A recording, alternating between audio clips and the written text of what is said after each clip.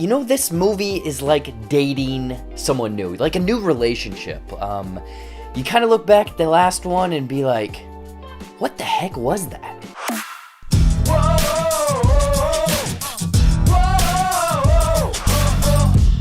What's going on, everybody? Welcome back to JBuck Studios, your home for reviews, reactions, and of course, ridiculousness. And it's the big comic book movie we've all been waiting for. James Gunn, DCEU, The Suicide Squad. The government sends the most dangerous supervillains in the world on an impossible, or some might say, suicide mission to save the world. So is this sequel kind of reboot a must-see this weekend in the theaters or HBO Max? Let's find out. But before I get into my thoughts, let me know what you thought of The Suicide Squad in the comments down below. Did you like it? Did you hate it? How much better or worse is it than the 2016 version?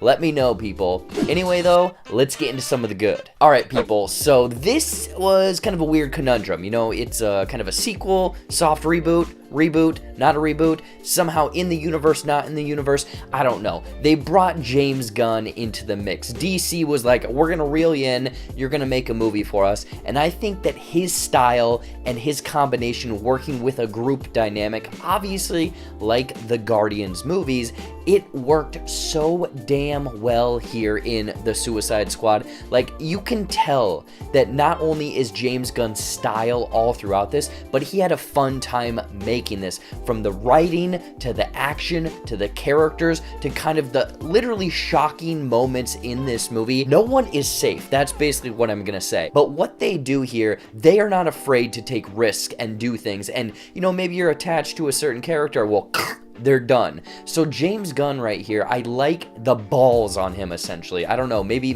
that's not balls, but that's the way I see it. But again, reeling it back to him at the core, I think he was able to not only balance all of these characters in an ensemble fairly well, like each of them had, you know, an action spotlight, a comedic spotlight, you know, just John Cena is in his whitey tighties in one scene. Like, this movie is hitting on all of the marks that you want from a comic book movie, but also the fun ensemble of action-packed, comedic, fun, brutal as well, and very graphic. Like, that R rating is hard R. You're seeing a shark split open up a guy like a peanut butter and jelly sandwich, essentially. And it's so darn good, the story, because honestly, it's not that complicated.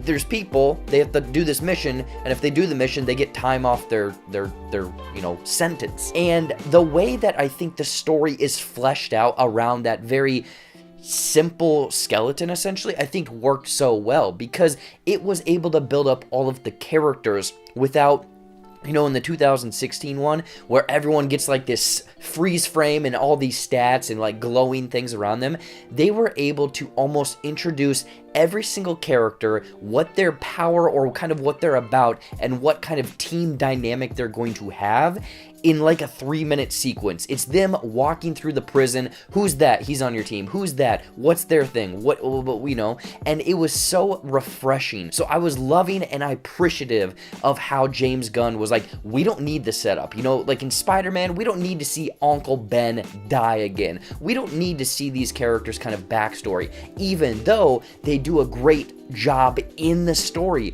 of almost giving each person a little bit of a vignette almost, or a little bit of a backstory to explain why they are there or what has happened to them in the past. Like Bloodsport, Idris Elba's character, you get that at the beginning. Ratcatcher 2, you get that a little bit in between, and then so forth with all of the other characters. So not only is the story complete there, but each of the characters feels like a fleshed out character rather than shooting ropes, man, from the first Suicide Squad. So obviously James Gunn landing or nailing that story and comedic beats, because this is a very funny, you know, from the jokes, the writing, the complete obliviousness of some characters. James Gunn, he did a great job of really balancing everything here. But I gotta give credit to every actor and actress in this, because it is kind of this weird combination of an old crew and a new crew, and you're kind of like, how are they gonna mix?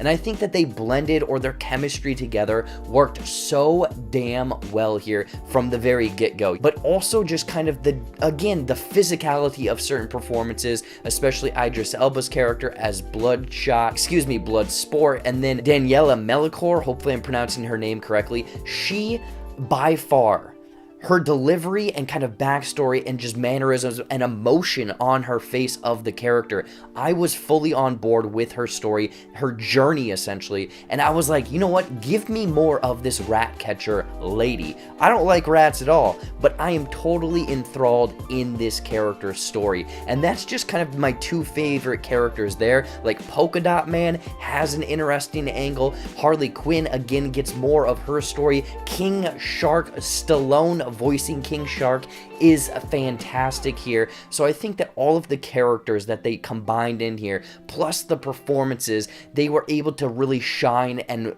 you know, step up to the plate when it was their time to, you know, have the spotlight. And just kind of rounding everything out, you know, the James Gunn style, the DC flavor, the personality each of the actors and actresses brought to the movie. The action is brutal and top-notch, and again, very unexpected at times. Like, you might be watching it expecting one thing, and then someone just sneaks behind you and tries to goose you because you did not see it coming. So there's a kind of a lot of, oh, shoot, I am totally engaged because I did not expect that to not happen, or I had no clue that was coming. So kind of the action right there is unexpected, but also very brutal. Like, this is gruesome. Again, you saw a shark spread a peanut butter and jelly sandwich, but then the jokes land. I think that there's a few that maybe don't. John Cena's character is very much kind of a Boy Scout and whatnot, and I think that not entirely all of his stuff lands, but he does have some of the better comedic laugh out loud bits, so I'm gonna give him a pass because he's hitting at the top but maybe landed on the bottom with some of his delivery. But I think the musical choices, obviously, like a Guardians movie, James Gunn sprinkling in some great music as the backtracking of certain scenes, and I thought that landed so well. Again, it gave that movie, you know, that extra personality, that extra oomph to really kind of put this over the top. Like, I mean, this Suicide Squad, or the Suicide Squad, is a hell of a time.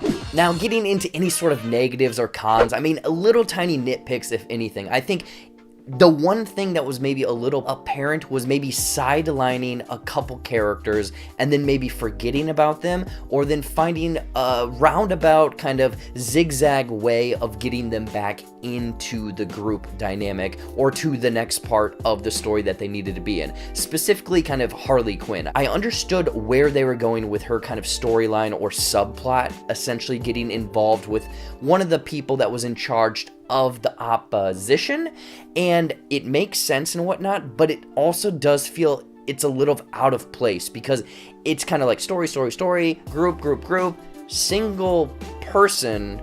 Okay, we got to get her back into the group. So I think that that's maybe my only hiccup or problem. Plus, there was one scene, I'm pretty sure, where King Shark was like on the bottom level and then somehow got to the top level of a building. I'm going to have to rewatch that, but let me know if you noticed that as well.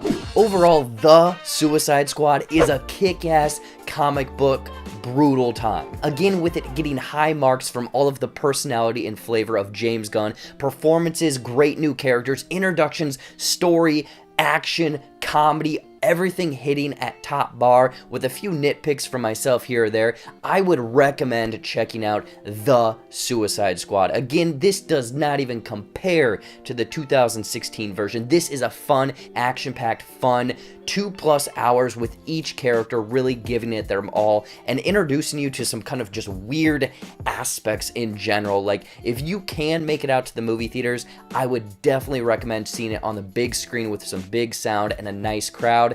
If not, stay at home, watch it on HBO Max, and you're gonna have a heck of a time. Heck, watch it twice this weekend because it is that good. In closing, I'm going to give The Suicide Squad 4.2 out of 5 chocolate starfish. So what did you think of The Suicide Squad? Did you love it? Did you hate it? Who is your favorite character? Again, mine is Ratcatcher by far. I'm gonna slide into that woman's DMs, don't you worry, but let me know your favorite character in the comments down below. But anyway though, thank you so much for watching. As always, you guys are fantastic. Watch some more videos up there or right over there, you know, brand new content every single week here on the JBuck Studios channel. Follow my social media down there. TikTok is the place to find me, and then so is JBuck Shorts, my brand new YouTube channel. Quick stuff. Please, please, please go and support me there. Anyways though, we're gonna get out of here. Like this video, subscribe to JBuck Studios, and until next time, we'll see you later.